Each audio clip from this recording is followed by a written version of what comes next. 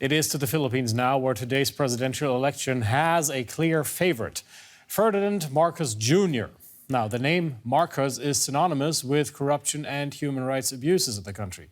The family of the former Philippine dictator has worked steadily on its comeback over the past decades, and so Ferdinand Marcos Jr. could soon follow in his infamous father's footsteps. One reason for this, the ever-widening gap between the rich and the poor. In 2020, the Philippines saw the worst recession in more than 50 years. GDP growth fell by almost 10 points year on year.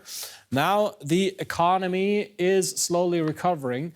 In 2021, it grew by about 5.5% compared to the disastrous year before.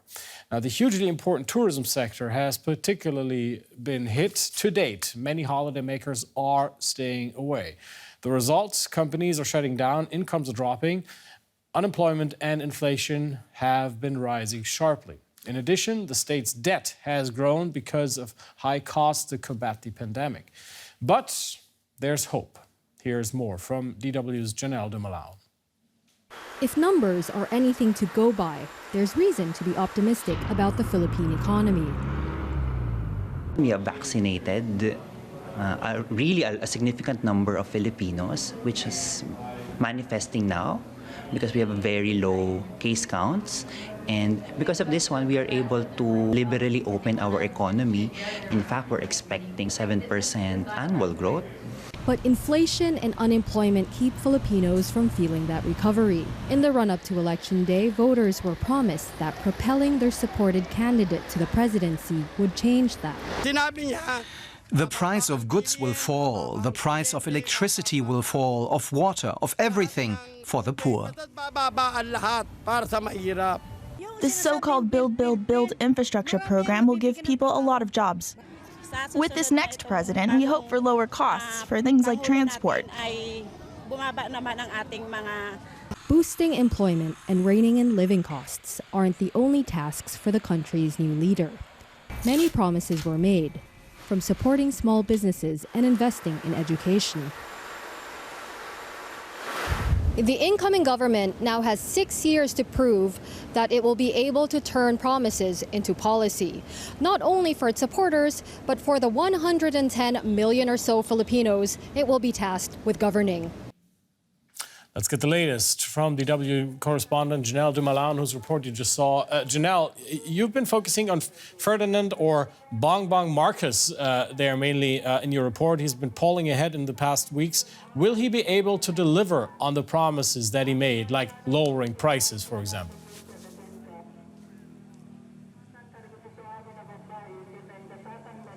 Well, I think one of the reasons that he is a front runner in the first place is his ability to make these populist promises. For example, he says things like, when I'm president, the price of a kilo of rice will only be up to this certain low amount, and that certain low amount is an amount that would cripple farmers, for instance. So he is able to make promises that play well with the public but aren't particularly practicable. So his campaign has focused on really gut issues like the rising cost of living, like lowering electricity. But really what he is doing is providing a vague notion of what he's able to achieve. He's making it seem more straightforward than it actually is. And people seem to be buying it, especially in these pandemic times. At the same time, let's talk about the other candidate here, Leni Robredo. He's been the favorite of the business community. Tell us why.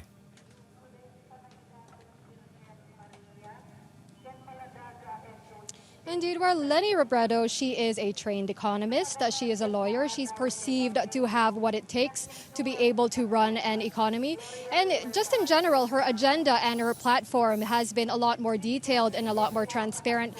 She has published plans as to how to boost fisheries and industries like fisheries and agriculture, how to expand the social net, how to promote the digital economy.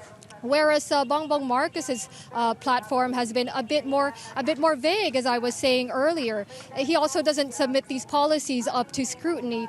For example, he doesn't join presidential debates. He doesn't answer the questions of journalists. So it's really hard to know what he is thinking when it comes to the economy, really. And as we know, businesses, they don't like uncertainty and they don't like not being able to see through to him. Janelle, do you see the outcome of this election materially affecting people in an economy where unemployment is rising, where prices are rising?